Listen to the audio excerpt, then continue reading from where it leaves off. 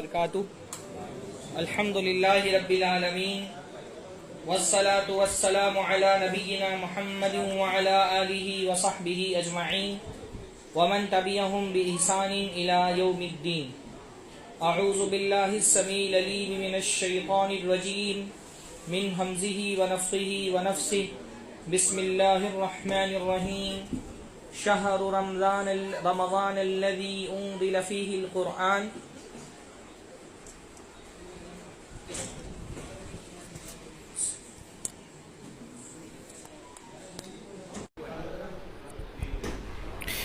سب سے پہلے ہر طرح کی حمد اور ثنا، تعریف اور توصیف اللہ رب العزت کے لیے لائق اور زیبا ہے، جس کے فضل و احسان سے آج کی اس بابرکت مجلس میں ہم جمع ہوئے ہیں. سب سے پہلے تو اللہ تعالیٰ سے دعا ہے اللہ تعالیٰ ہمارے یہاں جمع ہونے کو قبول فرمائے.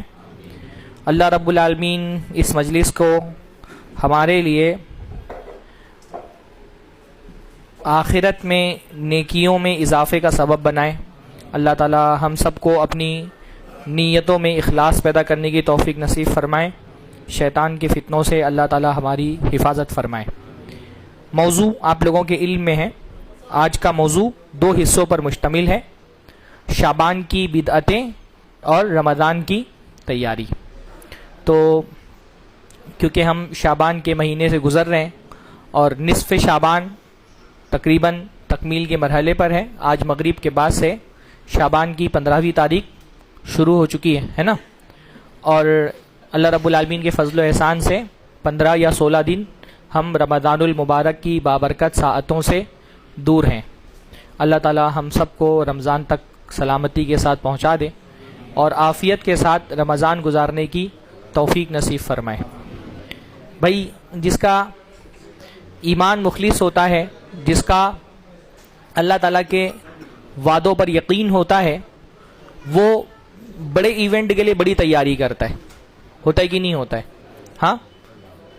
اور انسان جس چیز کی چاہت کرتا ہے اس کے لیے وقت آنے سے بہت پہلے ہی تیاریوں میں مصروف ہو جاتا ہے.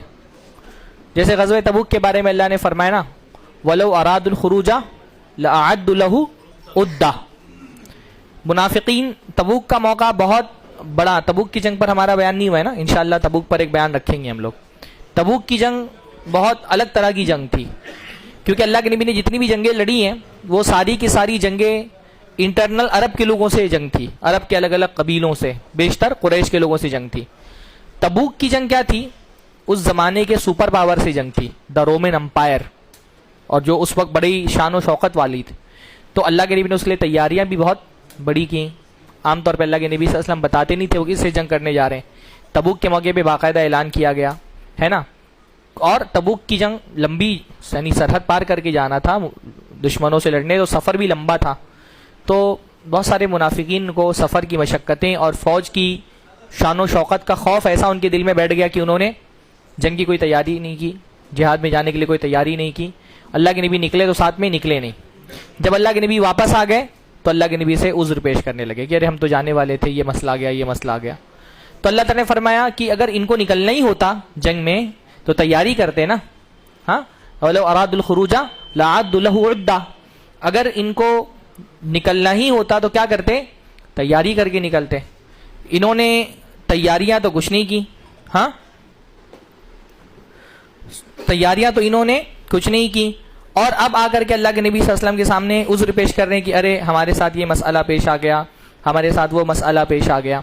تو مسئلہ یہی ہے کہ جس کے دل میں شوق ہوتا ہے وہ تیاری کرتا ہے، جو چیزوں کی عظمت کو سمجھتا ہے وہ تیاری کرتا ہے. جو رمضان کی عظمت سے واقف ہے وہ رمضان کے لیے بہت پہلے سے ہی تیاری میں لگ جائے گا. ہم لوگ بھی تیاری میں لگے ہی ہوئے ہیں الحمدللہ، ہے کہ نہیں؟ راشن بھرا لیے کہ نہیں؟ ہاں، راشن بھرا لیے ہیں. کچھ لوگ کپڑے وپڑے بھی دیکھ رہے ہوں گے. ہاں، ہمارے یہاں تیاری، رمضان کی تیاری کی جب بات آتی ہے نا تو کھانے کی تیاری کا ذہن میں آتا ہے، بلکہ جب روزے کا ذکر آتا ہے تو ہمارے ذہن میں بھوک نہیں آتی، ہمارے ذہن میں افطاری آتی ہے. غلط بول رہا ہوں؟ ہاں، مطلب آپ یوٹیوب پہ بھی لکھ کر کے سرچ کریں نا رمضان کی تیاری تو آپ کو ڈشز والی ویڈیو ریکمینڈ کرتا ہے ساری وہ. کیونکہ ہمارے یہاں رمضان کے تصور سے بھوک کا تصور نہیں جڑا ہوا ہے.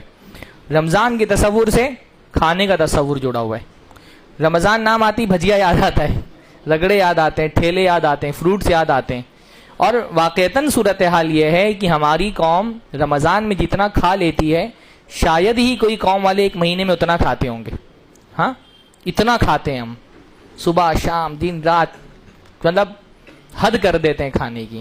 تو رمضان کے تعلق سے کیونکہ ایک دم تصور ہی الگ ہے نا, تو آپ کسی عام عورت سے بھی پوچھ کر, اپنی بیوی سے پوچھ کے دیکھیں رمضان کی تیاری ہو گئی ہے, تو وہ یہی بولے گی کہاں تیاری ہوئی, چنے بنانا ہے, بیسن لانا ہے.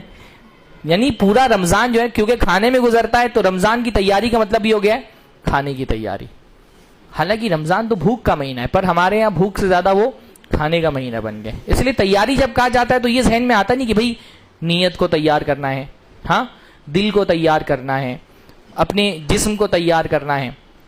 تیاری تو یہ ہوتی ہے نا بھئی, جیسے بارش کا سیزن آنے والا ہوتا ہے نا, تو جو کسان ہوتا ہے وہ کیا کرتا ہے, پہلے سے زمین جوت کر کے, اور وہ اس کو صاف کیا جاتا ہے زمینوں کو, جو اس میں جو گھاس پھوس اگ جاتی ہے نا, گھاس پھوس نکال کے صاف کر کے جوت کر کے پھر بارش کا انتظار کرتا ہے. تو اس لیے جیسے ہی رمضان آنے والا ہوتا ہے نا, تو ایمان والا بندہ پہلے کیا کرتا ہے, دل کی زمین کو جوت کے اللہ کی برکتوں کی بارش کا انتظار کرتا ہے. تو اگر واقعتاً آپ رمضان کی ویلیو سمجھتے ہیں نا, تو اس کی تیاری تو آپ انشاءاللہ شعبان کیا 6 مہینہ پہلے شروع کر دیں گے. بعض سلف کے بارے میں آتا ہے, ان سندوں پہ کلام ہے, لیکن آثار میں عام طور پہ اتنی سند میں سختی نہیں کی جاتی ہے, کہ رمضان آنے سے 6 مہینہ پہلے دعائیں کرنے لگتے تھے کہ اللہ تعالیٰ رمضان تک پہنچا دے, 6 مہینہ پہلے. اور رمضان جانے کے بعد 6 مہینے تک دعا کرتے تھے کہ اللہ رمضان میں جو بھی ہم نے عمل کیا ہے وہ قبول کر لے. تو گویا کہ پورا سال ان کا رمضان کی برکتوں میں گزرتا تھا. اور وہ شوق, یعنی بھئی کوئی بڑا آنے والا ہو تو دل میں شوق ہوتا ہے کہ نہیں ہوتا ہے, جذبہ. سب سے بڑی علامت تو یہی ہے کہ اگر رمضان سے محبت ہے کہ نہیں محبت, ہاں ہے نا محبت. بھئی جو اللہ کا محبوب ہے وہ بندوں کا بھی محبوب ہونا چاہیے. رمضان اللہ کا محبوب ہے تو رمضان بندوں کا بھی محبوب ہونا چاہیے. تو رمضان سے اگر محبت ہے تو جب محبوب آنے والا ہوتا ہے تو انسان آنکھوں کو جگا کے رکھتا ہے نا, دل کو جگا کر کے رکھتا ہے, تیاریاں کرتا ہے اس کے آنے کی. بڑا مہمان ہے تو تیاریاں بھی بڑی ہوتی ہیں. تو سب سے پہلی بات تو یہ ہے کہ بھئی وہ شوق دل میں بیدار کریں. آج کا جو ہمارا موضوع ہے رمضان کی تیاری کے حوالے سے, اس میں پہلی بات تو یہی ہے کہ وہ ایک چاہت, ایک شوق, رمضان کا ایک اشتیاق. اور رمضان آنے یعنی وہ جو جیسے بارش برسنے سے پہلے ٹھنڈی ہوائیں چلتی ہیں, تو شعبان ان ٹھنڈی ہواؤں کا مہینہ ہے, ہاں. اور ایک جو ہے گھر میں بریانی بننے سے پہلے خوشبو آ جاتی ہے نا, تو وہ شعبان میں بندہ رمضان کی اس خوشبو کو محسوس کرنے لگے, اس سے اپنی روح کو معطر کرے, اپنے دل کو پاک کرے. ابھی سے اس نے جو ہے نا وہ قرآن کی طرف ایک میلان شروع ہو جائے, ابھی سے نماز کی طرف زیادہ توجہ ہو جائے, ابھی سے ایک شیڈیولنگ ہو جائے رمضان کی. تو جب آپ رمضان کی ویلیو کو سمجھیں گے تو انشاءاللہ شعبان کا مہینہ تو کم از کم رمضان کی تیاری میں گزرے گا, ہے کہ نہیں. پر مسئلہ یہ کہ آپ رمضان کی ویلیو کو سمجھتے ہیں کہ نہیں سمجھتے. کیا ویلیو ہے رمضان کی, کیا قدر ہے رمضان کی. بھئی رمضان کی ویلیو یہ ہے کہ بندہ اگر اخلاص کے ساتھ ایک رمضان گزار دے تو یہ ایک رمضان انشاءاللہ اس کی مغفرت کے لیے کافی ہے. ہو سکتا ہے ایک رمضان بندے کو جہنم سے بچا کے جنت میں ڈال دے. ایک رمضان, صرف ایک رمضان. بھئی وہ حدیث کئی مرتبہ آتی رہتی ہے بیانات میں کہ نبی صلی اللہ علیہ وسلم کے 2 صحابی ایک ساتھ ایمان لائے, ایک جیسے, اور ایک وقت اللہ کے نبی کے ساتھ گزارا, اور ان 2 ساتھیوں میں سے ایک ساتھی شہید ہو گئے جنگ میں لڑتے ہوئے. دوسرے ساتھی فطری موت ان کی ہوئی بیماری سے 1 سال بعد. اب تیسرے صحابی نے خواب دیکھا کہ وہ جو صحابی شہید ہو کر کے فوت ہوئے تھے وہ جنت میں بعد میں داخل ہو رہے ہیں, اور جو بیماری سے مرے تھے وہ پہلے جا رہے ہیں. تو یہ تو تعجب کی بات ہے نا بھئی, ہم سمجھتے ہیں شہید کا مرتبہ بہت بلند ہے تو اس کو جنت میں پہلے جانا چاہیے. تو ان کو کنفیوژن ہوا, ان کو ایک عجیب سی تشویش ہوئی کہ یہ کیا ہے, شہید بعد میں جا رہے ہیں اور وہ جو بیماری سے وفات پانے والے صحابی وہ پہلے جا رہے ہیں. تو اللہ کی نبی خدمت میں حاضر ہو کر کے پوچھا, اللہ کے نبی صلی اللہ علیہ وسلم یہ میں نے ایسے خواب دیکھا ہے. تو اللہ نے فرمایا اس میں تعجب کی کیا بات ہے, تم یہ دیکھو کہ یہ بندہ جو 1 سال بعد بیماری سے جس کی وفات ہوئی ہے, کیا اس نے 1 سال کی نمازیں نہیں پڑھی ہیں؟ بالکل پڑھی ہیں. کیا اس نے رمضان کی روزے نہیں رکھے ہیں؟ بالکل روزے رکھیں. تو اللہ نے فرمایا ان روزوں اور نمازوں نے اس کا درجات کچھ ایک مقدار بتائی کہ اتنا بلند کر دیا, دونوں کے درجات میں اتنے ہزار کچھ ایسا فاصلہ بتایا کہ اتنا لمبا فاصلہ ہو گیا. تو ایک رمضان اتنا امپیکٹ ڈال سکتا ہے زندگی میں.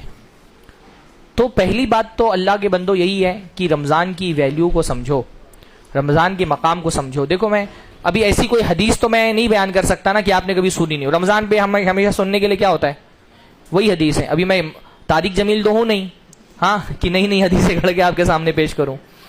تو گھما پھرا کر کے تو وہی حدیثیں بیان کروں گا نا جو قرآن ہو. یعنی بعض لوگ تقریر میں بولتے ہیں بھائی ایسی حدیث بیان کرنے جا رہا ہوں آج تک آپ نے نہیں سنی ہوگی. تو بھائی کیوں بیان کرنے جا رہے ہو جو نہیں سنی ہے وہ؟ ہاں, حدیثیں تو وہ بیان کرنی چاہیے. تسمعون ویسمع منکم ویسمع ممن سمع منکم. الگ میں حدیث کے بارے میں فرمایا تم سنو گے, تمہارے بعد آنے والے تم سے سنیں گے, ان کے بعد والے ان سے سنیں گے. تو حدیث وہی تو ہوتی ہے نا جس میں پہلوں نے سنا ہو. جو پہلوں جس کو یہ شوق ہوتا ہے نا ایسا کچھ بیان کرو جو کسی نے نہیں سنا ہو, تو پھر وہ طارق جمیل بن جاتا ہے. جس کو یہ شوق ہوتا ہے کچھ ایسا بیان کرو جو کسی نے نہیں سنا ہو, تو پھر وہ ایسے ہی بیانات پھر لاتا ہے. ہاں, کہ بھائی ایسا بیان کر دو, جھوٹ بول دو گے تو ظاہر سی بات ہے وہ تو پھر کسی نے نہیں سنا ہے. ابھی کبھی آپ کو اگر معلوم کرنا ہو نا کہ جب حدیثوں میں کذاب اور وضاع راویوں کا جو ذکر آتا ہے, آپ کو معلوم کرنا ہونا کہ وہ کیسے دکھتے ہیں, تو طارق جمیل کو دیکھ لیجئے. ایسے ہی ہوتے ہیں گڑھنے والی حدیثیں. یعنی ایک موضوع پر 10 صحیح حدیثیں ہو تو بھی وہ بندہ 11ویں گڑھی ہوئی روایت ہی بیان کرے گا, بلکہ ایسی روایتیں بیان کرے گا کہ وہ موضوعات میں بھی نہیں ملتی ہیں. کہ کم سے کم گڑھی ہوئی روایتوں میں تو مل جائے کہ ہاں کوئی ثبوت ایسا پتہ ہی نہیں چلتا کہاں سے بندہ بیان کر دے رہا. حضرت موسیٰ کو کتنے بار اللہ تعالیٰ سے ملا دیتے ہیں. جیسے صوفیوں کیا ہوتا تھا, ان کو جس معاملے میں کچھ گڑھنا ہو تو حضرت خضیر سے بیان کر دیتے. خضیر نے بیان کیا, فلاں آدمی سے مل کر کے بیان کر دیا. اب تو کوئی ثبوت ہی نہیں خضیر زندہ ہے, کسی کو مل کے کسی سے بھی کچھ بھی بیان کر دیں. خضیر کو اسی لیے زندہ بھی رکھا گیا کہ دین میں کچھ اضافہ کرنا ہو تو خضیر سب سے اچھا بہانہ ہے. حضرت خضیر کی طرف منسوب کر دو کہ انہوں نے بیان کیا ہے, وہ مل گئے تھے, کسی کو جنگل میں مل گئے تھے, کسی کو باقلہ کھلا رہے تھے, یہ وہ سب. تو نیا کچھ تو نہیں بیان کر سکتے, جو پرانا بیان کیا ہے اس کو ریپیٹ کر سکتے ہیں. اب اس کا امپیکٹ ہونا چاہیے. امپیکٹ کب ہوگا؟ جب ایمان ہوگا. وَذَكِّرْ فَإِنَّ الذِّكْرَ تَنْفَعُ الْمُؤْمِنِينَ. نصیحت کریے, نصیحت ایمان والوں کو فائدہ پہنچاتی. ایمان والا بندہ وہ 100 بار بھی حدیث سنے گا نا, 100ویں بار بھی امپیکٹ محسوس کرے گا حدیث کا. اللہ کے رسول کی حدیث ہے, من صام رمضان ایمانا واحتسابا غفر له ما تقدم من ذنبه. جو رمضان کے روزے رکھے ایمان کے ساتھ, احتساب کے ساتھ, یعنی اللہ تعالیٰ سے اجر کی امید پر, اس کے سارے گناہ جو پچھلے ہیں بخش دیے جائیں گے. اب حدیث تو پرانی ہو گئی ہے پر وعدہ تو ہمیشہ باقی ہے نا. پورا دین پرانا ہے, حدیث کا پورا دین پرانا ہے, پر یہ وعدہ بھی باقی نہیں باقی ہے. یہ پچھلا سال جو گزرا اس میں بھی تو گناہ ہوئے ہیں, ان کی بھی تو بخشش کرانا ہے نا. یہ رمضان سیزن ہے, گناہوں کی بخشش کا سیزن. یہ رمضان جنت میں داخلے کا سیزن ہے. اتنا جنت میں ہم نے 4 مہینہ 4 ہفتے 5 ہفتے بیان سنا الحمدللہ. ابھی یہ رمضان میں اس جنت کے جس کا ہم نے بیان سنا ہے اس کے گیٹ کھل جائیں گے انشاءاللہ, ہے نا. اس کے گیٹ کھل جائیں گے. رمضان کا خاص موقع ہوتا ہے جب رمضان کے گیٹ کھول دیے جاتے ہیں. اللہ استقبال کر رہا ہے, بلا رہا ہے. ہاں, رمضان جو ہے وہ سیل لگا ہوتا ہے رمضان میں, جنت کا سستے میں مل رہی ہوتی ہے نا. رمضان میں جنت اللہ تعالیٰ سیل لگا دیتا ہے. اور دنوں میں جنت مہنگی ہوتی ہے, رمضان میں کم محنت پر آپ کو جنت مل سکتی انشاءاللہ. کم محنت پر یعنی آپ کو تھوڑے وقت محنت کرنا ہے, جنت انشاءاللہ آپ کی. تو جب مہنگی چیز سستی ملتی ہے تو کیا کرنا چاہیے, آپ کو زیادہ توجہ دینی چاہیے, زیادہ محنت کرنی چاہیے اس کے لیے. زیادہ آپ کے دل میں ایک اشتیاق پیدا ہونا چاہیے کہ بھئی رمضان جنت کا گیٹ ہے انشاءاللہ ہمارے لیے, یہی سوچ کے چلنا ہے نا انشاءاللہ. یہ رمضان جنت کا گیٹ ہے اور اس رمضان میں انشاءاللہ جہنم سے نجات پا کر کے جنت میں داخل ہو لینا. پوری تیاری اس کے لیے ہونی چاہیے. وہ شوق ابھی سے, بلکہ شعبان کے شروع سے ہی وہ شوق دل کے اندر ہونا چاہیے. وہ ایک موٹیویشن. اللہ کے نبی کی حدیث سے زیادہ موٹیویشن کیا ہو سکتا ہے بھائی؟ ہاں, اللہ کے نبی کی حدیث سے زیادہ کوئی چیز ہے جو موٹیویٹ کرنے والی ہو؟ اللہ کے نبی موٹیویٹ کر رہے ہیں نا. اللہ کے نبی خوشخبری سنا رہے ہیں, اتاکم رمضان, تمہارے پاس رمضان آ گیا ہے. ہاں, شہر مبارک, برکتوں والا مہینہ ہے یہ. اللہ کے نبی موٹیویٹ کر رہے ہیں اپنے صحابہ کو. اللہ کے نبی جن کے لیے جنت لکھ دی گئی وہ تیاری کر رہے ہیں رمضان کے استقبال میں. انہوں نے اپنی کمر کس لی ہوئی ہے. وہ جن کو جنت کی بشارتیں دی گئی ہیں وہ رمضان, یعنی سلف کا تو بعض معاملہ یہ تھا کہ وہ حدیث وغیرہ پڑھانے والے بھی سب چھوڑ دیتے تھے, ختم. امام مالک وغیرہ کے بارے میں سے آتا ہے کہ حدیث کے درس بند کر دیتے تھے کہ بس یہ تو عبادتوں کا مہینہ ہے. ہاں, اور ہمارے یہاں صورتحال اس کے برعکس ہوتی ہے. ہم تو بہت سارے فضول کام جو اور مہینوں میں نہیں کرتے وہ سارے رمضان میں ہی شروع کر دیتے ہیں. رمضان آتا ہے, ہمارے یہاں بیڈمنٹن کھیلنے کا سیزن ہو جاتا ہے رمضان. ہاں, بکری بڑھ جاتی ہے بیڈمنٹن کی. جو نوجوان پورا سال رمضان میں اٹھتے نہیں تھے رمضان کے علاوہ وہ رمضان میں اٹھ بھی جا رہے ہیں فجر میں تو بیٹ بال لے کر کے نکل لے رہے ہیں, میدان بھرے ہوئے ہیں کرکٹ کے. تو ہم رمضان کو کیا سمجھتے ہیں, اس پر ڈیپینڈ کرتا ہے کہ رمضان کے لیے تیاریاں کیا کریں گے. اگر رمضان آپ کے لیے بس شیڈیول چینج ہونے کا مہینہ ہے, کھانے پینے کا شیڈیول چینج ہو گیا اور مینیو چینج ہو گیا, تو پھر آپ کیا تیاری کریں گے اس کے لیے؟ پھر آپ راشن ہی بھرائیں گے نا. اگر رمضان جو ہے وہ آپ کے لیے بس ایک شیڈیول چینج ہو رہا ہے کھانے پینے کا, تو پھر آپ بس راشن ہی بھرانے کی تیاری کریں گے. آپ رمضان کو وہی سمجھتے ہیں. آپ رمضان کو اگر سونے کا مہینہ سمجھتے ہیں تو سوئیں گے ہی, پھر سونے کی تیاریاں کریں گے.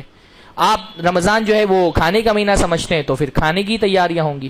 ہاں, رمضان کو آپ عید کی تیاری کا مہینہ سمجھتے ہیں تو پھر وہ آدھا ہمارے جو ہے وہ آدھا رمضان 20 رمضان جو ہے وہ تو عید کی تیاریوں میں ہی چلے جاتے ہیں. بھئی رمضان عید کی تیاری کا مہینہ ہے کہ آخرت کی تیاری کا مہینہ ہے؟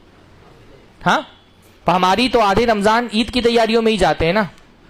ہمارا آدھا رمضان عید کی تیاریوں میں چلا جاتا ہے, اور خاص طور پہ آخری عشرہ جو سال کے عشروں میں سب سے افضل عشرہ ہے, اور آخری عشرے کی راتیں جو سال کی ساری راتوں میں سب سے افضل ترین راتیں, وہ سب سے افضل مہینے کے سب سے افضل عشرے کی سب سے افضل راتیں دنیا کی سب سے بدترین جگہ پہ خرچ ہو رہی ہوتی ہیں.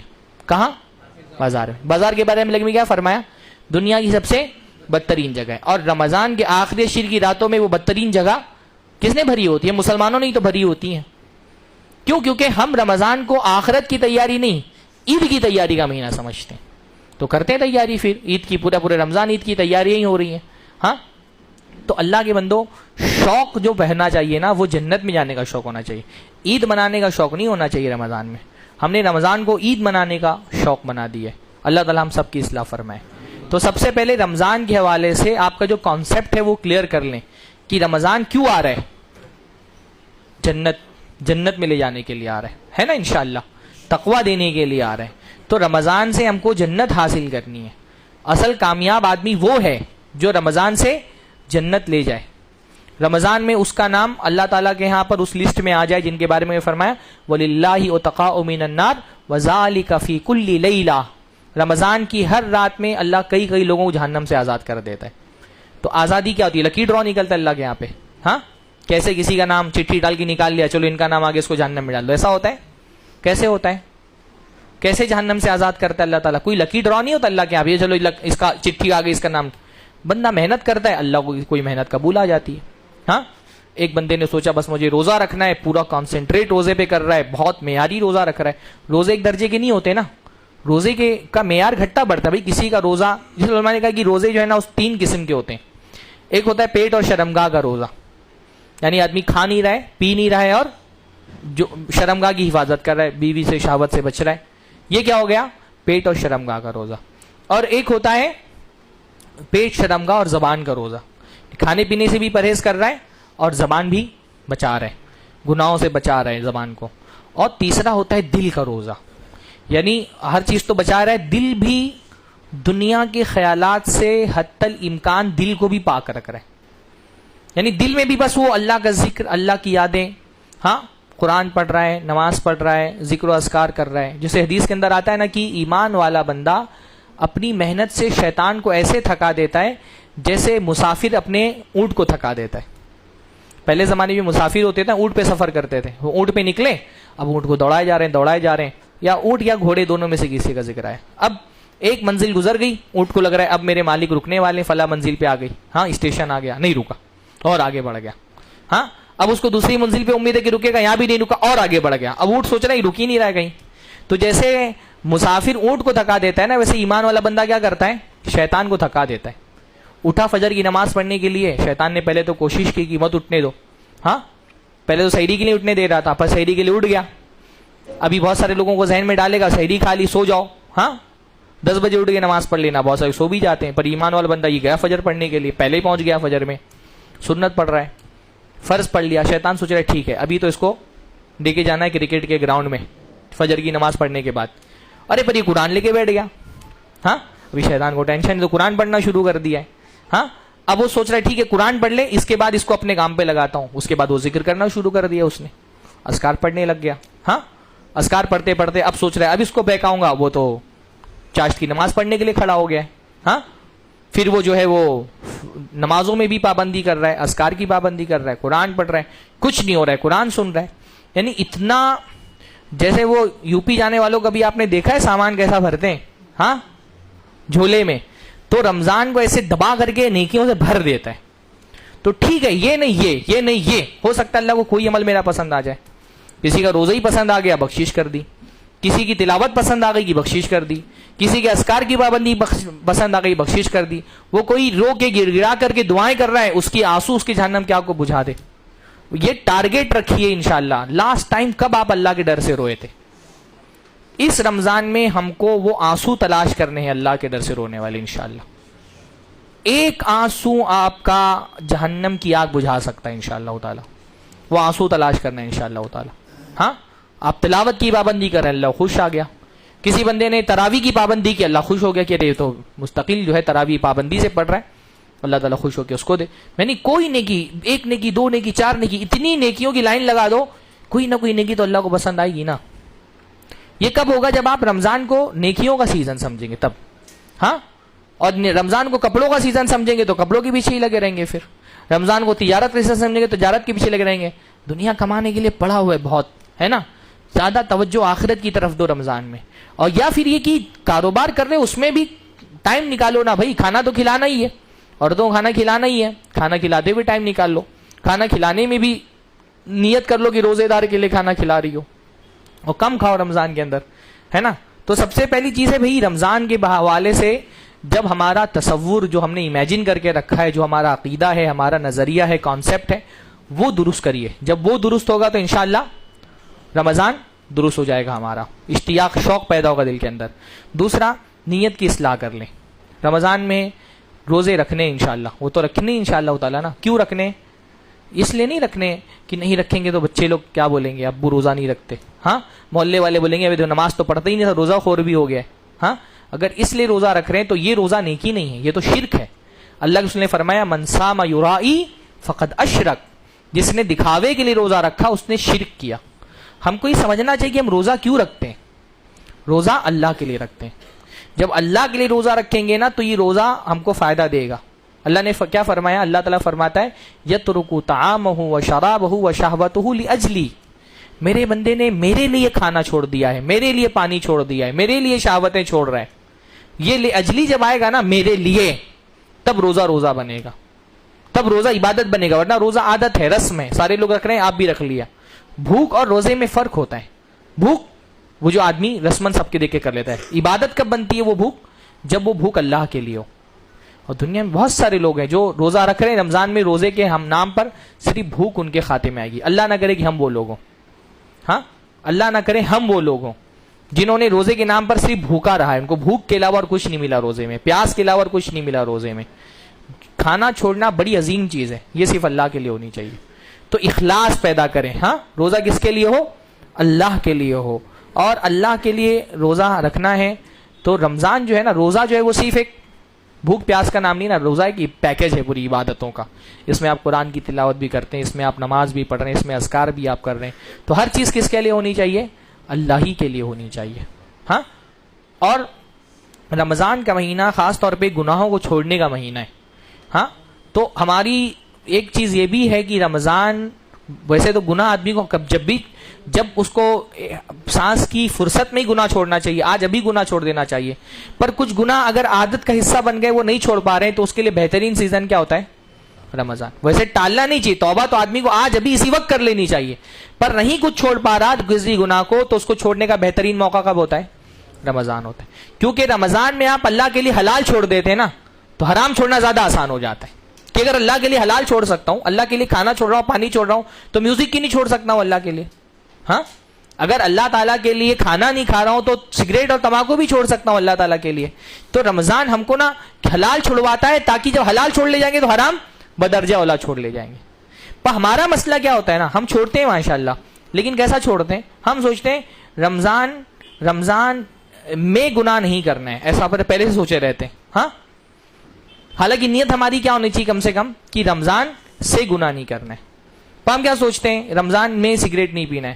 وہ ولی لوگ ہوں گے ہوتے ہیں جو رمضان میں بھی چھوڑ دیتے ہیں, ورنہ اللہ کے بندوں کو تو میں نے دیکھا ہے کہ وہ اعتکاف میں بیٹھ کے سگریٹ پی رہے ہوتے ہیں. بلکہ مجھے تو لگتا ہے کہ ایسا اعتکاف باطل ہی ہو جائے گا. پر وہ اعتکاف میں بیٹھے تو بیت الخلاء میں جا کے سگریٹ پی رہے. تو رمضان میں میوزک نہیں سننی ہے, اس کی جگہ قوالی سننی ہے. ہاں ہمارے یہاں ہاں تو یہی ہوتا ہے, جب اس سے قوالیاں شروع ہوتی ہیں تو لگتا ہے یار اس سے بہتر تھا کہ میوزک سن لیتے, کم سے کم بدعت نہیں تھی, شرک نہیں ہوتا تھا. ہاں تو رمضان میں داڑھی نہیں کاٹنی. تو پھر کیا ہوتا ہے, پھر جیسے ہی شوال کے چاند کا اعلان ہوتا ہے حجام کی بھیڑ لگ جاتی ہے. ہاں رمضان میں بلاک کر دینا ہے اس کو. ہاں اور عید کا چاند دکھتے ہی ہاں کہاں ہے میرا چاند.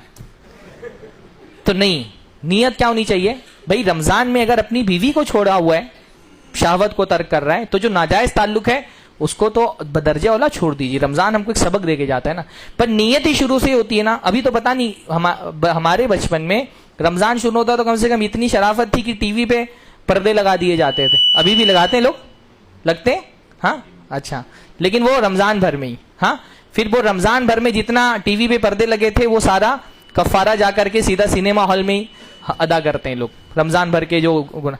جب آپ رمضان کو ایسا نیت کرتے ہیں نا کہ رمضان میں گناہ نہیں کرنا ہے, تو رمضان پھر آپ کو ایک قید لگنے لگتی ہے, جیل لگنے لگتا ہے. جیل میں قید ہے, نہیں کر پا رہے, کیوں نہیں رمضان نہیں کر پا رہے. اس لیے رمضان ختم ہوتے ہی بہت سارے مسلمان نا وہ عید کی نہیں, وہ شیطان کی آزادی کی خوشی منا رہے ہوتے ہیں. اس لیے ان کو لگتا ہے آزاد ہو گئے, اب تو شیطان آزاد, میں بھی آزاد.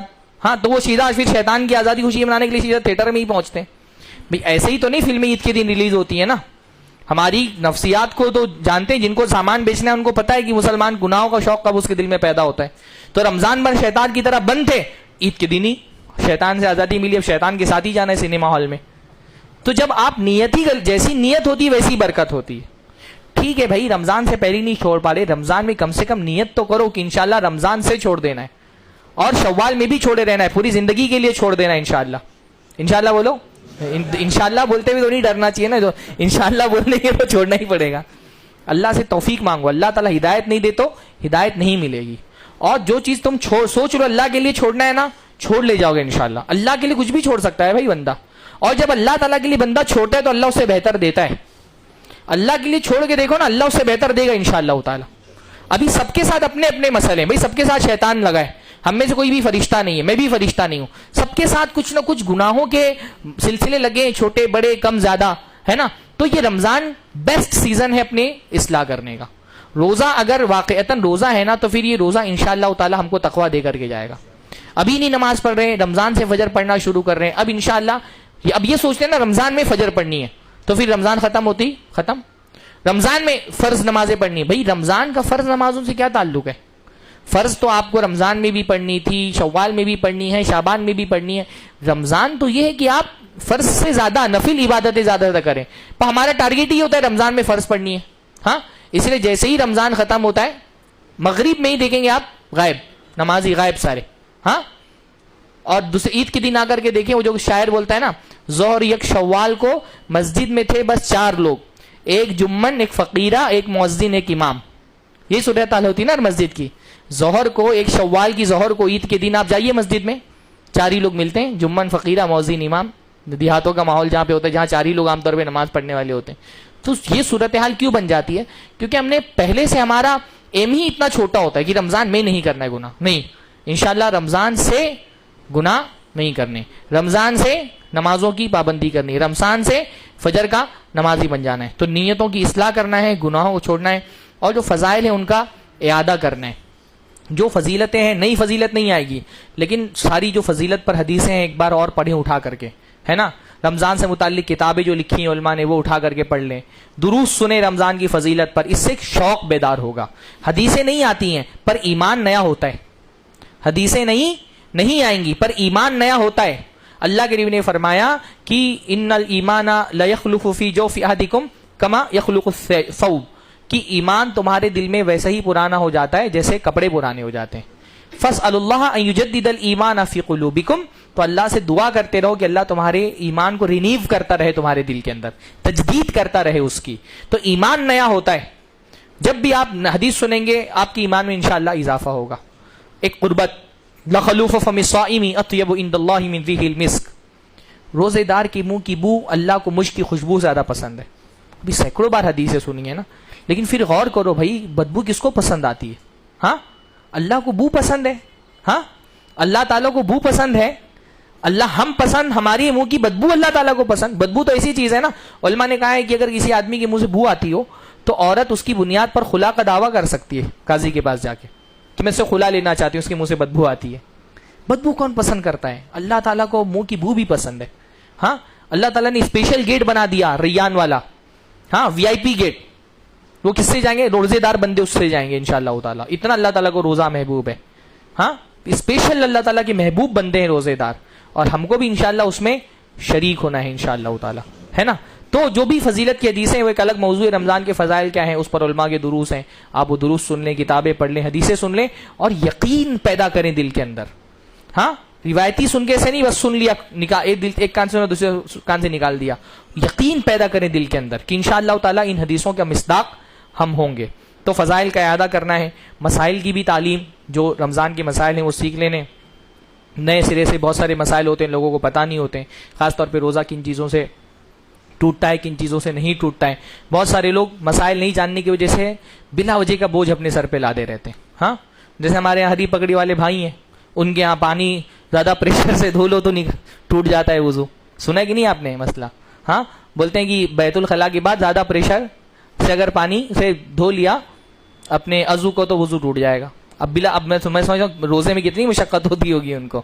ہاں, مسائل نہیں جاننے کی سے بعض مرتبہ کیا ہوتا ہے, ایسا بوجھ لے کر کے آدمی سر پہ چل رہا ہوتا ہے جو اللہ نے اس پہ نہیں ڈالا. بعض لوگوں نے کلی کرنے کے بعد بار بار جا کے پانی تھوک رہے ہیں. حافظ جی کچھ بولنا چاہ رہے ہیں؟ اچھا, روزہ ٹوٹ جاتا ہے, وضو بول رہا ہوں میں. اچھا, ان کیا ہے کہ بیت الخلاء کے بعد اگر آدمی پیخانہ جانے کے بعد پانی زیادہ پریشر سے کر دے تو اس کا روزہ ٹوٹ جاتا ہے. اللہ, ایسا کچھ نہیں ہے. بعض لوگوں کو کلی کرنے کے بعد بار بار تھوک رہے ہیں. بھائی کلی کر لیا آپ نے, 2-3 بار تھوک دیا, بس ہو گیا ختم. اس کے بعد جو منہ میں تھوک ہے وہ اگر چلا جائے گلے کے اندر تو اس سے روزہ نہیں ٹوٹتا. تو کیا ہوتا ہے, مسائل نہیں جاننے کی وجہ سے بعض مرتبہ ایسا بوجھ لے کے آدمی ڈھو رہا ہوتا ہے جو اللہ نے اس پر واجب نہیں کیا, یا پھر وہ ایسا کام کر رہا ہوتا ہے جس سے روزہ ٹوٹ رہا ہے اس کو پتہ ہی نہیں ہے. تو مسائل کا اعادہ کریں, علماء کی مجلسوں میں بیٹھیں. ایک رمضان کی کورسز ہونے چاہیے, خاص رمضان قریب آ جائے تو کورسز ہوں, اپنے مسائل جو مرد و خواتین کے ہوتے ہیں وہ لوگوں کے سامنے رکھے جائیں تاکہ شریعت کے مطابق ہو آپ کا. تو مسائل سیکھنا بھی ضروری ہے, اور اس میں انشاءاللہ موقع ملا کبھی تو ایک اپنی اس مجلس میں ایک مسائل پر ایک چھوٹا موٹا کوئی ایک درس رکھ لیں گے انشاءاللہ تعالی. تو مسائل کی تعلیم ہونی چاہیے. چھٹی چیز جو ہے نا, شیڈیول ابھی سے بنا لیں. ہاں, رمضان میں شیڈیول بنا کر کے کام کریں. ایک جو ہے نا ٹارگیٹ فکس کر لیں اور پھر اس ٹارگیٹ کو اچیو کریں. ہر روزانہ جو ہے نا آپ دیکھیں کہ آپ نے جو ٹارگیٹ فکس کیا تھا, مثلا آپ کو 3 بار قرآن ختم کرنا ہے رمضان میں انشاءاللہ. بولیے انشاءاللہ, ہے نا, اللہ ہم کو توفیق نصیب فرمائے. تو ایسا تو نہیں ہوگا نا آپ نے ابھی سے سوچ لیا ہو جائے گا. اس کے لیے ایک شیڈیول بنانا پڑے گا کہ میرے پاس اتنا ٹائم بچتا ہے, نمازوں کے بعد بچتا ہے یا رات میں بچتا ہے, تو روزانہ اتنا پارے مجھے پڑھنا ہے. تو انشاءاللہ تعالی رمضان کی ختم ہوتے ہوتے میرے 3 قرآن انشاءاللہ تعالی ختم ہو جائیں گے. بہت سارے لوگ کیا ہوتے ہیں, سوچتے بہت کچھ ہے لیکن کیونکہ کوئی شیڈول ہی بنایا ہوتا ہے تو آدھا رمضان سوچنے میں گزر جاتا ہے, آدھا شیڈول بنانے میں گزر جاتا ہے, کچھ نہیں کر پاتے. تو ایک شیڈیول بنا لیں, کھانے کا, پینے کا, سونے کا, جاگنے کا, اور اسٹرکٹلی وہ شیڈیول فالو کریں. ہاں, اس وقت میں ہم کو اذکار کرنے ہیں, یہ اذکار کرنے ہیں, یہ دعائیں پڑھنی ہے, اتنا قرآن پڑھنا ہے, روزہ ایسے رکھنا ہے نا, کم سے کم سونا ہے, کم سے کم کھانا ہے, کھیلنا بالکل نہیں ہے, اور زیادہ سے زیادہ عبادتیں کرنی. زیادہ تر وقت ہمارا سونے اور کھانے میں رمضان میں جاتا ہے, یا تو کھا رہے ہوتے ہیں یا تو سو رہے ہوتے ہیں. تو ابھی ہاں موبائل کھا جاتا ہے, کھیل بھی رہے ہوتے ہیں نا, کچھ نہیں بول رہا تو موبائل پہ ہی کھیل رہے ہوتے ہیں.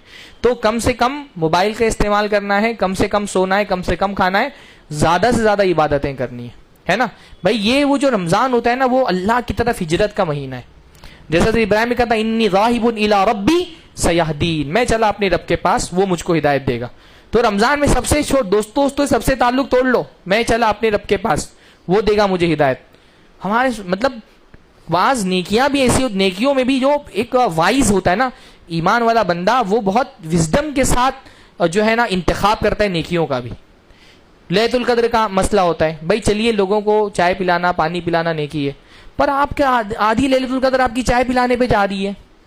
وہ چائے پلانے کی رات تھوڑی ہے بھائی. چلو تھوڑا بہت کسی نے بانٹ دیا 10-15 منٹ کے لیے, چائے رکھی ہوئی پی لی, پر آدھی رات آپ صرف کھانا کھلا رہے ہیں, دال گوشت کھلا رہے ہیں, چائے پلا رہے ہیں, مجلس میں بیٹھ کے باتیں ہی کر رہے ہیں, اپنا بھی نہیں پڑھ رہے, دوسرے کو بھی نہیں پڑھنے دے رہے, ہے نا. تو نیکیوں میں بھی انتخاب کریں کہ یہ کون سی یہ موقع یہ موسم کون سی نیکی کا ہے, اور اس کے لیے کیا ضروری ہے, بہت شیڈیول پہلے دن سے فالو کرنا شروع کریں اس کو.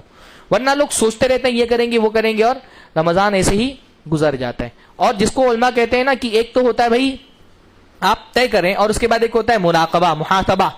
ہر رات آپ محاسبہ کریں کہ آج کے لیے جو میں نے اپنا ایک طے کیا تھا وہ اس میں اپنے ٹارگیٹ کو اچیو کر پا رہا ہوں کہ نہیں کر پا رہا ہوں. تو شیڈیول بنانا بہت ضروری ہے. اس لیے میں سلف میں بہت سارے لوگ جو ہے نا ہر کام چھوڑ کر کے صرف قرآن پڑھتے تھے. اور ایک چیز یہ ہے کہ بھائی قرآن, ظاہر سی بات ہے رمضان کا تعلق سیام سے زیادہ قرآن سے, رمضان کا تعلق روزے سے زیادہ قرآن سے ہے. قرآن کا ذکر پہلے آیا ہے, روزے کا ذکر بعد میں آیا رمضان کے والے سے نا. ہاں, شہر رمضان الذی انزل فیہ القرآن یہ پہلے آیا ہے نا, اور کتب علیکم الصیام یہ بعد میں آیا. ہاں نہیں رمضان کے والے سے جو فلیصمہ جو آیا ہے وہ بعد میں آیا ہے نا, اور قرآن کا ذکر پہلے آیا ہے. رمضان کا قرآن سے تعلق زیادہ گہرا ہے روزے کی بنسبت, اور رمضان قرآن اور روزے دونوں کا مہینہ ہے. تو قرآن سے گہرا تعلق بنانے ابھی سے انشاءاللہ اس کے لیے تیاری کرنی ہے نا. مصاحف سب کے گھر میں موجود ہوں گے انشاءاللہ. الحمدللہ صوبائی جمعیت کی طرف سے جو ہے الگ الگ مسجدوں کے لیے باقاعدہ اس سال جو ہے وہ مصاحف کا گفٹ تیار کیا گیا ہے, اور اس میں مصاحف اور رمضان کارڈ وہ ہر مسجد میں الحمدللہ پہنچائے جا رہے ہیں, نئے نئے مصحف قرآن کے. تو مصاحف تیار کر لیں. ہاں, اور قرآن کے لیے کیسے آپ کو قرآن پڑھنا ہے, کتنا قرآن پڑھنا ہے, اس کی تیاری کر لیں. نمازیں انشاءاللہ تعالیٰ پڑھنی ہیں, تو نمازوں کو بھی ویلیوبل بنانا ہے انشاءاللہ نا رمضان میں. بھائی نارمل نماز نہیں پڑھنی انشاءاللہ. ہاں, اور تھوڑا سا نماز کے اندر ویلیو ایڈ کرنا ہے. کیسے ویلیو ایڈ ہوتی ہے رمضان میں؟ نماز میں خشوع سے. اور خشوع کیسے آتا ہے؟ زیادہ وقت دے نماز کو. اللہ نے فرمایا بہترین نماز کون سی ہے؟ طول القیام, جس میں قیام لمبا ہو. تو نیا قرآن پڑھیں گے انشاءاللہ تو قیام لمبا بھی ہوگا نا انشاءاللہ. تو کچھ صورتیں شعبان میں نئی نئی یاد کر لیں تاکہ اس کو رمضان میں پڑھیں. کریں گے نا انشاءاللہ, مشکل نہیں ہے. آپ دیکھ کر یاد سکتے ہیں, دیکھ کے یاد کریے, دیکھ کے نہیں یاد کر پا رہے ہیں سن کر یاد کریے. تو کچھ صورتیں نئی نئی یاد کریں. اچھا ایک تجربہ بھی یہ ہے نا, آپ نماز میں نئی صورت پڑھتے ہیں تو ایک خشوع زیادہ ہوتا ہے.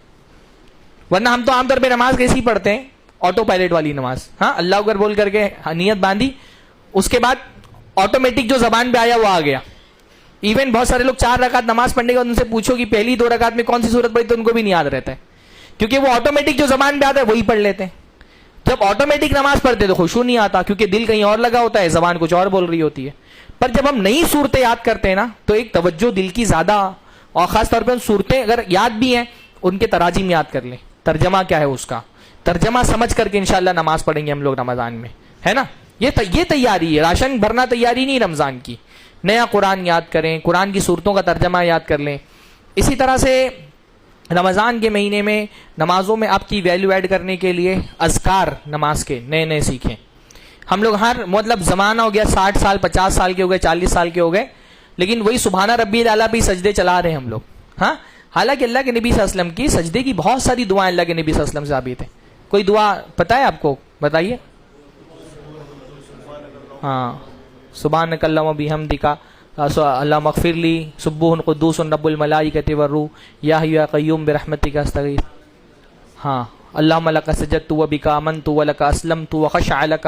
کتنی پیاری دعا ہے. خشع لک سمعی و بصری و عقلی و عظمی و عصبی وما استقلت به قدمی للہ رب العالمین. ہاں, اللہ رب اغفر لی ذنبی کلہ دقہ و جلہ اولہ و آخرہ سرہ و علانیتہ. ایسی نئی نئی دعائیں حصن المسلم میں مل جائیں گی آپ کو, ہے نا. اور ہر مرتبہ کوشش کریں کہ الگ طرح کی دعائیں پڑھیں تاکہ آپ کا دل, بھائی بعض علماء نے کہا نا کہ جس بندے کا دل سجدے میں بھی اللہ تعالیٰ سے نہیں جڑ پا رہا ہے وہ بازار میں کیا جوڑے گا.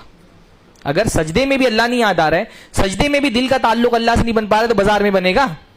سجدہ تو کرتے ہیں اللہ تعالیٰ کے لیے, تو یہاں پر بھی اگر دنیا ہی ہے تو دنیا میں جب رہیں گے تب کہاں سے اللہ یاد آئے گا. تو سجدے کو ویلیوبل بنائیں, قیام کو ویلیوبل بنائیں, رکوع کی نئی نئی دعائیں سیکھیں. کریں گے نا انشاءاللہ, ابھی سے سیکھ کے رکھیں, یہ رمضان کی تیاری.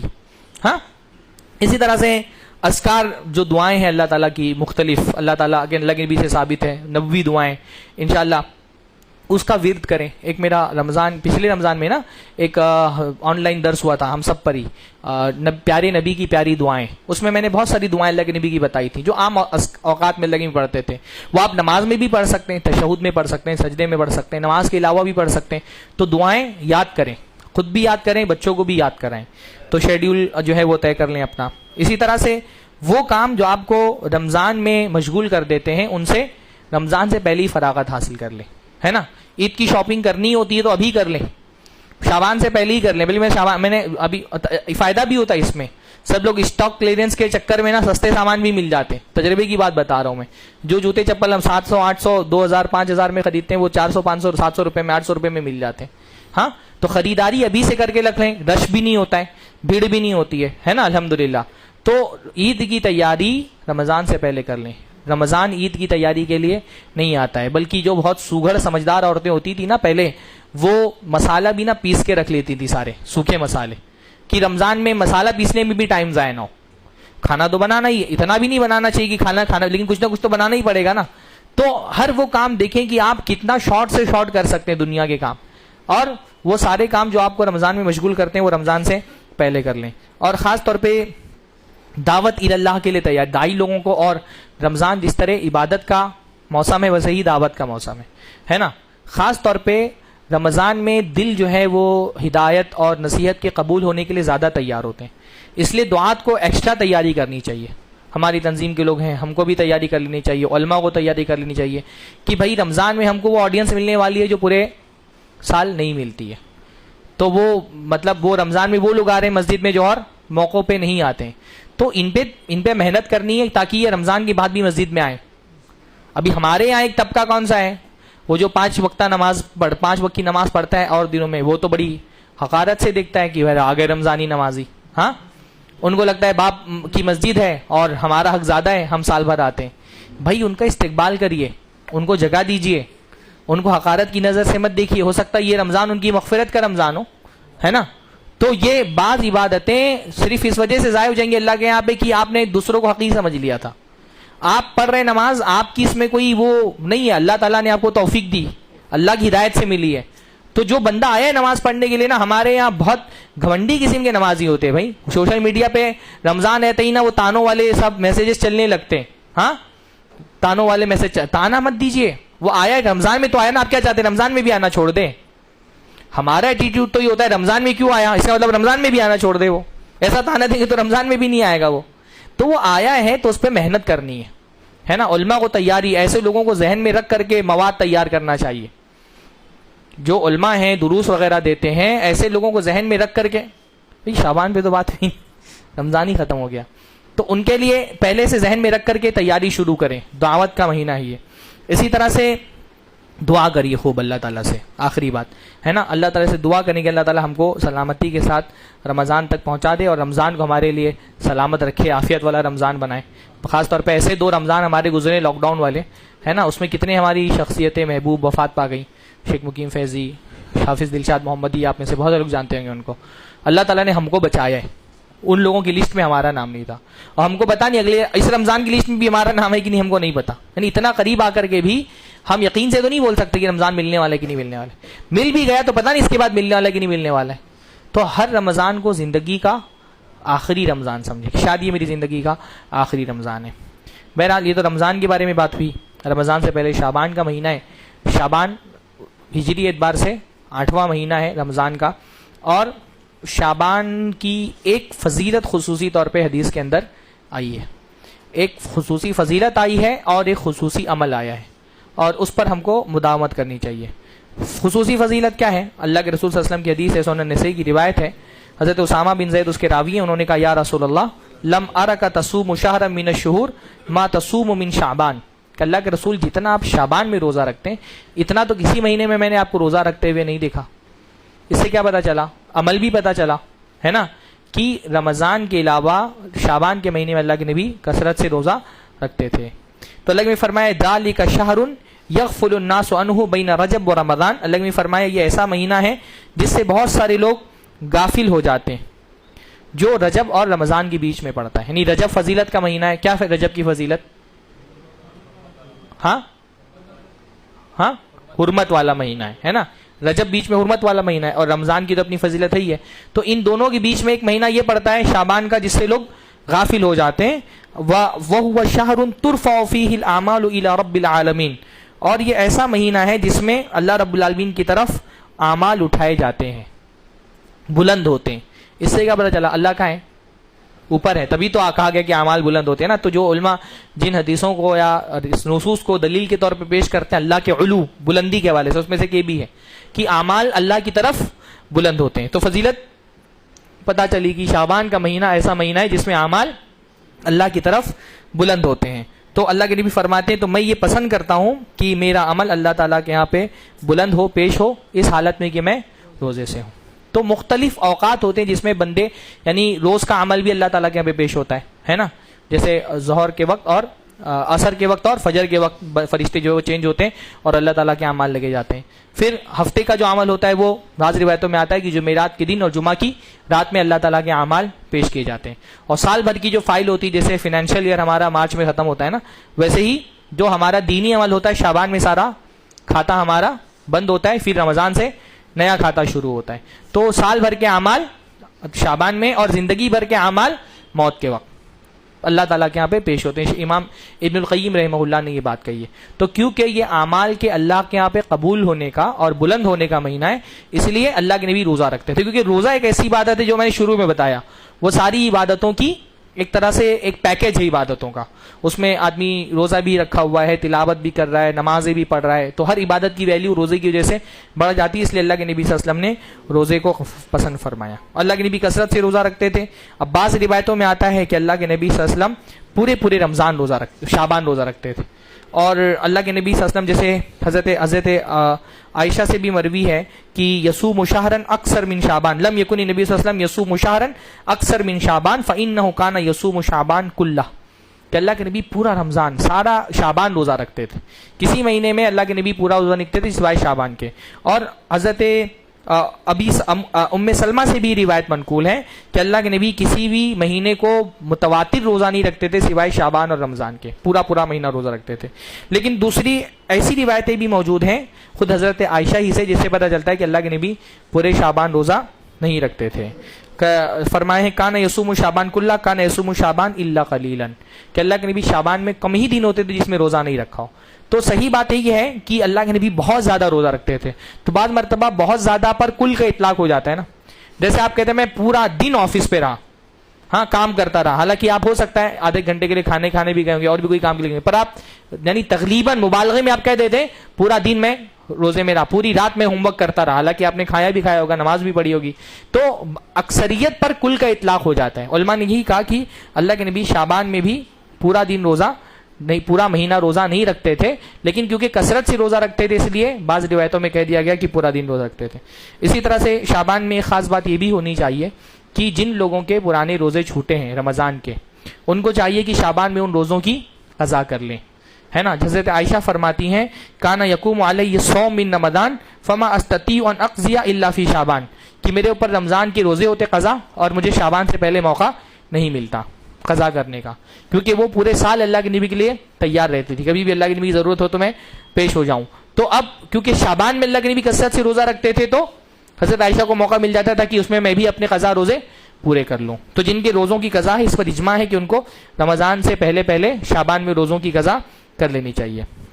اسی طرح اللہ کے نبی کی حدیث ہے رمضان کے شعبان کے والے سے اذا انتصف الشعبان فلا تصوموا، جب شعبان ختم ہو جائے تو نصف ہو جائے، اذا انتصف الشعبان، جب شعبان آدھا گزر جائے تو روزہ مت رکھو. تو اگر جب جیسے 14 رمضان یہ 15 شعبان چلا جائے گا، اس کے بعد اللہ کے نبی نے فرمایا روزہ مت رکھو. ایک روایت میں اذا بقي نصف من شعبان، ترمذی کی روایت ہے فلا تصوموا، تو روزہ مت رکھو. اور ایک روایت میں ہے اذا كان النصف من شعبان فلا صوم حتى يجيء رمضان، جب شعبان کا آدھا گزر جائے تو رمضان آنے سے پہلے روزہ مت رکھو. اور اللہ کے نبی صلی اللہ علیہ وسلم نے البتہ یہ بات فرمائی کہ اللہ کے نبی فرمایا احسو ہلال شعبان لرمضان، یہ روایت ہے دارقطنی کی کہ رمضان کا روزہ جو ہے وہ شعبان کا چاند اس کی حفاظت کر لو رمضان کے لیے. ایک روایت اللہ کے نبی کی جس میں کیا کہا گیا، شعبان کے چاند کی حفاظت کرو رمضان کے لیے. مطلب شعبان کا چاند ذرا تاکید سے دیکھو، کیونکہ شعبان کا چاند تاکید سے دیکھو گے تو رمضان میں اختلاف ہونے کا اندیشہ کم رہے گا، اور شعبان میں سستی کرو گے تو پھر ہو سکتا ہے رمضان میں بھی غلط فہمی ہو جائے. تو خصوصی طور پہ کہا کہ شعبان کے چاند کی حفاظت کرو رمضان کے چاند کے لیے، اور شعبان کو رمضان سے مت ملاؤ. ولا تخلطوا برمضان، رمضان کو شعبان کو رمضان سے مت ملاؤ. مطلب کیا ہے اس کا کہ شعبان کے لاسٹ میں روزہ مت رکھو کہ شعبان کا لاسٹ بھی روزہ رکھا اور پھر رمضان کا بھی روزہ رکھا تو شعبان رمضان سے مل گیا. الا ان یوافق ذلک صیاما کان یصومہ احدکم. لیکن اگر کوئی ایسا دن آ گیا یعنی شعبان کا آخری دن ہے اور ایسا دن ہے جس میں آپ روزہ رکھتے ہیں تو ان لوگوں کے لیے اجازت ہے. مثلا کوئی پیر کا روزہ رکھتا ہے, اب 29 شعبان کی تاریخ کو پیر پڑ رہا ہے تو اس کے لیے اجازت ہے کہ وہ رکھ لے. کسی کی عادت ہے کہ وہ مہینے کے آخر کے 2-3 دن روزہ رکھتا ہے تو وہ اب وہ شعبان میں بھی روزہ رکھ لے. تو اگر ایسی عادت نہیں ہے تو عموماً منع ہے. لیکن اگر آپ کے جو عادت والے روزے آ جا رہے ہیں نفلی روزے تو وہ آپ رکھ سکتے ہیں. اسی طرح اللہ کے نبی صلی اللہ علیہ وسلم نے شک کا روزہ رکھنے سے بھی منع فرمایا ہے. یعنی جیسے مان لیجئے شعبان کی 29 تاریخ ہے, چاند کے بارے میں آ گیا کہ چاند نہیں دکھ رہا ہے, یہ اختلاف ہو گیا تو کوئی سوچے چلو روزہ رکھ لیتے ہیں, ہوا تو فرض ہو جائے گا, نہیں ہوا تو نفل ہو جائے گا. شک کا روزہ رکھنے سے اللہ کے نبی صلی اللہ علیہ وسلم نے منع فرمایا ہے. حضرت عمار ابن یاسر کے سامنے اس طرح کا معاملہ ہوا کہ ایک صاحب نے شک کا روزہ رکھا تو انہوں نے فرمایا من صام الیوم الذی یشک فیہ فقد عصی ابا القاسم. جس نے شک کے دن کا روزہ رکھا اس نے اللہ کے رسول صلی اللہ علیہ وسلم کی نافرمانی کی. تو شک کے دن کا روزہ جائز نہیں ہے. البتہ سرر شعبان کا روزہ یعنی سرر جو ہے حضرت عمران ابن حسین کی ایک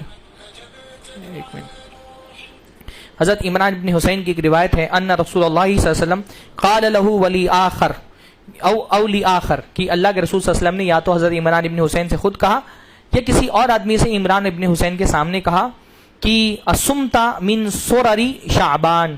سرر سرر سرر تینوں الفاظ حدیث کے اندر یعنی اس طرح کے تینوں الفاظ اس میں ادا کیے جا سکتے ہیں. کیا تم نے سرر شعبان کا روزہ رکھ لیا؟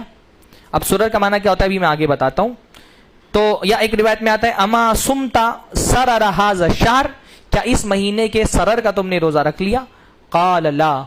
تو حضرت عمران بن حسین نے یا اس آدمی نے کہا کہ نہیں. تو اللہ نے فرمایا فاذا افطرت فصم یومین. تو جب رمضان ختم ہو جائے تم افطار کر لو, یعنی رمضان ختم ہو جائے تو 2 دن کے روزے رکھ لینا. 2 دن جو تم رکھتے تھے اور تم نے نہیں رکھا وہ رکھ لینا.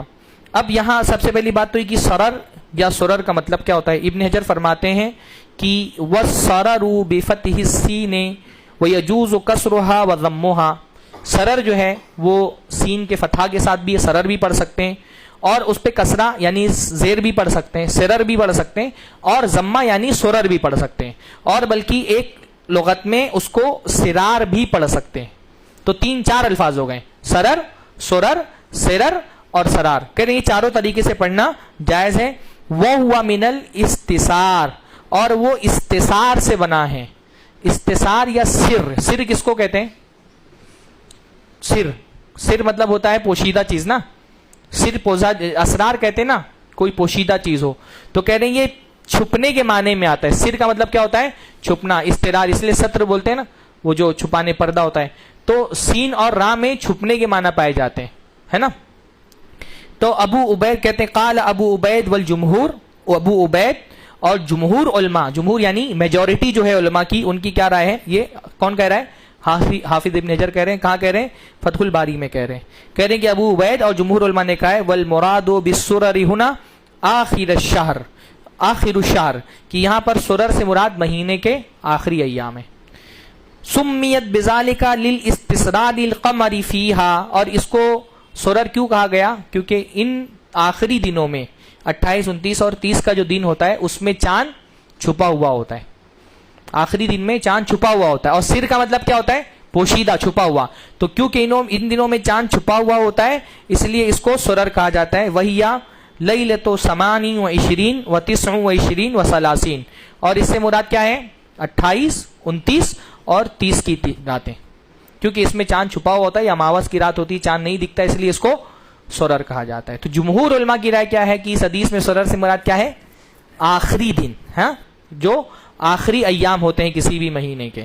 اب سوال یہ پیدا ہوتا ہے کہ کیوں اللہ کے نبی صلی اللہ علیہ وسلم نے عمران ابن حسین سے پوچھا کہ تم نے اس مہینے کے سرر کے روزے رکھے کہ نہیں رکھے؟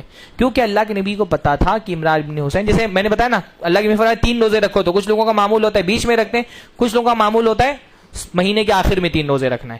تو اللہ کے نبی نے اس لیے پوچھا کہ اللہ کی پتا تھا عمران ابن حسین روزہ رکھتے ہیں, تو پوچھا اس مہینے بھی رکھا کہ نہیں رکھا؟ تو انہوں نے کہا نہیں رکھا. اللہ کے نبی کیوں پوچھا؟ کیونکہ اللہ کے نبی نے منع فرمایا تھا نا رمضان کے شعبان کے روزوں کو رمضان کے روزوں سے ملانے سے. تو اللہ کے وہ شک ہوا کہ کہیں عمران بن حسین نے ایسا تو نہیں کہ چھوڑ دیا, تو پوچھ لیا کہ بھئی میں نے منع کیا تھا تو کہیں تم نے رکھا کہ نہیں رکھا؟ تو کہا نہیں رکھا. اب انہوں نے کیوں نہیں رکھا؟ کیونکہ ان کے پاس وہ حدیث پہنچ گئی تھی کہ اللہ کے نبی نے رمضان شعبان کے روزوں کو رمضان کے روزوں سے ملانے سے منع فرمائے. تو اللہ کے رسول نے ان کے لیے وضاحت کی کہ بھئی یہ حکم عام لوگوں کے لیے تھا, جو روزے رکھتا ہو پہلے سے نفل اور اس کے نفلی روزے ٹکرا رہے ہو تو وہ اپنے روزے رکھ سکتا ہے. عمران بن حسین کو بات سمجھ میں آ گئی, ایک دم کلیئر حدیث کا معنی ہے. ہاں, اب بعض لوگوں نے کہا ہے کہ سرر سے مراد بیچ کے تاریخ ہے, ایام 20 والا. انہوں نے کہا سرر جو ہے وہ سرہ سے بنا ہے, اور سرہ کا مطلب کیا ہوتا ہے؟ ناف. حنفی لوگ بولتے ہیں نا تحت سرہ, ہاتھ تحت سرہ, ناف کے نیچے باندھنا چاہیے. تو ناف کیونکہ بیچ میں ہوتی ہے پیٹ کے, تو لوگوں نے کہا کہ سرہ سے بنائے, اور سرہ کا مطلب ہوتا ہے, یہ ایک مطلب جمہور کا تو قول نہیں ہے, کچھ لوگوں نے یہ بات کہی ہے. میجورٹی جو علماء کی وہ کہتی سرر یا سرر سے مراد مہینے کے آخری ایام ہے. کچھ لوگوں نے کہا بیچ کے ایام ہے. تو ایام 20 کے روزے کتنے, کون کون سی تاریخ کے روزے ہوتے ہیں؟ 13, 14, 15. تو یہ اللہ کے نبی نے کیونکہ تعلیم دی تھی تو سارے لوگ رکھتے تھے, عمران بن حسین بھی رکھتے تھے, پر انہوں نے نہیں رکھا ہوگا. ہاں, تو اللہ کے نبی نے ان سے پوچھا اس مہینے رکھے کہ نہیں رکھے, تو انہوں نے نہیں رکھا تھا. تو اللہ کے نے فرمایا جب فارغ ہو جاؤ تو رکھ لینا. لیکن وہ ایام 20 کے روزوں سے زیادہ بہتر لگتا ہے کہ یہ آخر کے روزے مراد ہے, کیونکہ اللہ کے نبی کو 2 روزے رکھنے کے لیے کہا. تو غالباً یہ ایام 20 کے روزے نہیں تھے بلکہ یہ آخر کے روزے تھے. تو بہرحال تو اس حدیث سے اتنی بات سمجھ میں آتی ہے کہ اگر کوئی ایام 20 وغیرہ کا روزہ رکھتا ہے یا مہینے کے آخر میں روزہ رکھتا ہے تو وہ روزہ رکھ سکتا ہے. اس کا کوئی تعلق جو ہے نا وہ نصف شعبان یعنی 15ویں شعبان کے روزے سے نہیں ہے, اس کا کوئی تعلق. ہاں, 15ویں شعبان کی روزے کی فضیلت میں کوئی بھی حدیث اللہ کے نبی صلی اللہ علیہ وسلم سے ثابت نہیں ہے, نہ اس رات میں اللہ کے نبی اللہ رب العالمین کے آسمان سے اترنے کے متعلق کوئی بھی روایت ثابت ہے. اسی لیے آپ دیکھیں گے مختلف علماء نے اس کی وضاحت کی ہے. جیسے امام ابن رجب حنبلی ہیں, ان کا قول ہے وفی فضل لیلۃ النصف من شعبان احادیث متعددہ قد اختلف فیہا. نصف شعبان کی فضیلت میں بہت ساری حدیثیں جو متعدد ہیں ان کے بارے میں اختلاف ہوا ہے. فضعفها الاکثرون, اکثر لوگوں نے 15ویں شعبان کی فضیلت کی روایتوں کو ضعیف کہا ہے. وصحح ابن حبان بعضها, اور ان میں سے بعضها اور بعض روایتوں کو ابن حبان نے صحیح کہا, پر ابن حبان ان لوگوں میں سے جو حدیث کی تصحیح میں متساہل ہیں. تو نصف شعبان کی فضیلت میں خاص طور پہ نصف شعبان کے روزے کی فضیلت میں کوئی بھی حدیث ثابت صحیح سدا کوئی حدیث ثابت نہیں ہے. شیخ الاسلام ابن تیمیہ رحمہ اللہ فرماتے ہیں صوم یوم النصف من شعبان مفردا فلا اصل له. 15ویں شعبان کو اکیلے 15ویں شعبان کو روزہ رکھنا اس کا کوئی اصل نہیں ہے. بھائی ایام 20 کے روزے جو رکھتا ہے وہ رکھ لے, اس میں تو کوئی حرج کی بات نہیں ہے, لیکن خاص 15ویں شعبان کو خاص کر کے روزہ رکھنا کوئی عام بات نہیں کہہ رہے. کون کہہ رہے ہیں؟ شیخ الاسلام ابن تیمیہ فرما رہے ہیں الاقتضاء کے اندر صوم یوم النصف من شعبان مفردا فلا اصل له. خاص طور پہ شعبان کے نصف کو یعنی 15ویں شعبان کو روزہ رکھنا اس کی کوئی اصل نہیں ہے. بل افرادہ مکروہ, بلکہ اس کو اکیلے خاص اس دن روزہ رکھنا یہ مکروہ ہے, ناپسندیدہ ہے. واتخاذہ موسما تصنع فیہ الاطعمہ, اور اس کو ایک ایسا موسم بنا لینا جس میں کھانے بنائے جائیں, اور تظہر فیہ الزینہ, اس میں زینتوں کا اظہار ہو. ہوا من مواسم المبتدعہ, تو یہ بدعتی طریقہ ہے. اس کو خوشی کا موسم بنا لینا جیسا کہ شیعہ حضرات بناتے ہیں کہ ان کو لگتا ہے کہ یہ جو ہے ان کے 12ویں امام کے آنے کی تاریخ ہے. اس لیے آپ دیکھیں کل اردو اخبار میں سارا اجل اللہ فرجہ لکھ کر کے پورا ان کا وہ آئے گا, اشتہارات آئیں گے, وہ دعا کر رہے ہیں, ان کو لگ رہا ہے کہ 15ویں شعبان میں ہی ان کے 12ویں امام آنے والے ہیں. یا جیسے ہمارے بریلوی بھائی لوگ اس کو عید کا موسم بنا لیتے ہیں, کھانے بنائے جاتے ہیں اس کے اندر. تو فرمایا یہ بدعتی چیزیں ہیں, اور اس میں جمع کرنا لوگوں کو نماز کے لیے, اس بارے میں جتنی بھی حدیثیں ہیں وہ سب کے سب موضوع ہیں. اور اسی طرح سے وہ حدیثیں جن میں یہ کہا جاتا ہے کہ اللہ رب العالمین نصف شعبان میں نازل ہوتا ہے, اس کے بارے میں بھی صحیح روایت یہ ہے کہ 15ویں شعبان کو اللہ تعالیٰ کے نازل ہونے کے متعلق جو حدیث ہے وہ کیا ہے؟ ضعیف ہے, قابل اعتبار نہیں ہے. مشہور حدیث ہے ابن ماجہ کی ان اللہ لا یطلع فی لیلۃ النصف من شعبان, کہ اللہ تعالیٰ شعبان کی نصف رات میں مطلع ہوتا ہے اور ہر مخلوق کی مغفرت فرما دیتا ہے سوائے مشرک کے اور کینہ رکھنے والے کے. یہ ابن ماجہ کی روایت ہے, اور یہ حدیث ضعیف ہے. عبداللہ ابن لحیعہ اس کے راوی ہیں, وہ ضعیف ہیں, اور اس میں ولید بن مسلم ہیں, انہوں نے تدلیس کرنے والے ہیں اور انہوں نے عن سے روایت کیا ہے, اس وجہ سے بھی یہ روایت ضعیف ہے. حافظ ابن رجب حنبلی نے جیسا ان کا قول میں بتا چکا ہوں کہ انہوں نے کہا کہ اس بارے میں جتنی بھی روایتیں ہیں وہ سب کی سب ضعیف ہیں. عبداللہ ابن مبارک بڑے علماء میں سے ہیں، وہ جو شعبان کی رات میں اللہ تعالیٰ کے سمائے دنیا سے نزول ہونے سے متعلق جو روایتیں ہیں ان کے بارے میں وہ فرماتے ہیں نزول اللہ تعالیٰ لیلۃ النصف من شعبان. ان سے پوچھا گیا کہ اللہ تعالیٰ شعبان کی 15ویں رات کو نازل ہوتا ہے، تو انہوں نے سائل سے کہا یا ضعیف، یہ حدیث تو ضعیف ہے، لیلۃ النصف ینزل فی کل لیلہ، اور اللہ تعالیٰ ہر رات میں نازل ہوتا ہے، اس میں 15ویں شعبان کی خصوصیت نہیں ہے. بہرحال نہ 15ویں شعبان کی فضیلت سے متعلق کچھ بھی ثابت ہے، نہ اس میں کسی خصوصی عمل سے متعلق کچھ ثابت ہے، اور نہ اس میں قبروں کی زیارت سے متعلق کوئی ثابت ہے. قبروں کی زیارت کے متعلق بھی جو روایت بیان کی جاتی ہے وہ سخت ترین ضعیف روایت ہے. ترمذی کی روایت ہے کہ وہ لمبی حدیث ہے کہ جو ہے اللہ کے نبی صلی اللہ علیہ وسلم رات میں بقیع کے لیے نکلے اور حضرت عائشہ پیچھا کرتے ہوئے گئی، ہے نا، لمبی حدیث ہے ترمذی کی. خود امام ترمذی اس حدیث کو لانے کے بعد فرماتے ہیں حدیث عائشہ لا نعرفہ من ھذا الوجہ من حدیث الحجاج، کہ اس حدیث حضرت عائشہ کی حدیث کی صرف ایک سند ہے جس میں حجاج ہے. وسمعت محمدا یضعف ھذا الحدیث، اور امام ترمذی فرماتے ہیں میں نے محمد کو سنا ہے کہ وہ اس حدیث کو ضعیف قرار دیتے ہیں. کون محمد؟ امام ترمذی جب محمد کہتے ہیں اس سے مراد ہوتا ہے امام بخاری. تو امام ترمذی حدیث لا رہے ہیں اور حدیث لانے کے بعد خود کیا فرما رہے ہیں کہ امام بخاری نے اس روایت کو ضعیف قرار دیا ہے. ابھی ہمارے ایک طبقہ بولتا ہے جب ضعیف تھی تو کیوں لے کر کے آ گئے، ہاں، یا جو بولتے ہیں بس سنن کی ساری کی حدیثیں صحیح ہے. ابھی تو میں لمبی بات کر چکے ہم ضعیف حدیثوں پہ، وہ سنن میں 100 حدیثیں آ گئی سب صحیح ہیں. خود امام ترمذی حدیث لا رہے ہیں، خود کہہ رہے ہیں کہ وہ حضرت امام محمد نے یعنی محمد بن اسماعیل البخاری نے اس کو ضعیف کہا ہے. وقال یحییٰ ابن ابی کثیر لم یسمع من عروہ، اور فرمایا ہے انہوں نے یعنی یعنی امام بخاری نے کہ یحییٰ ابن ابی کثیر نے عروہ سے اس حدیث کو نہیں سنا ہے، نہ حجاج بن ارطاط نے یحییٰ ابن کثیر سے حدیث کو سنا. یعنی ایک حدیث کے اندر دو جگہوں پر چین ٹوٹی ہوئی ہے. یہ جو قبروں کی زیارت سے متعلق ترمذی کی حدیث آئی ہے، دو جگہوں پر چین ٹوٹی ہوئی. چین ٹوٹی ہونے کا مطلب بیچ میں ایک راوی حذف ہے جس کے بارے میں ہم کو پتا نہیں کہ وہ صحیح ہے کہ ضعیف ہے نا. تو اب کتنی ساری ضعیف حدیثیں ہیں، اس کو میں کس کو بیان کروں. بہرحال قبروں کی زیارت سے متعلق کوئی بھی حدیث ثابت نہیں ہے. اور ہمارے یہاں تو معاملہ قبروں کی زیارت کا رہی نہیں گیا. ہمارے یہاں تو لوگ یہ سمجھ رہے ہیں کہ یہ مردوں کی عید ہے، باقاعدہ کہا جاتا ہے مردوں کی عید ہے.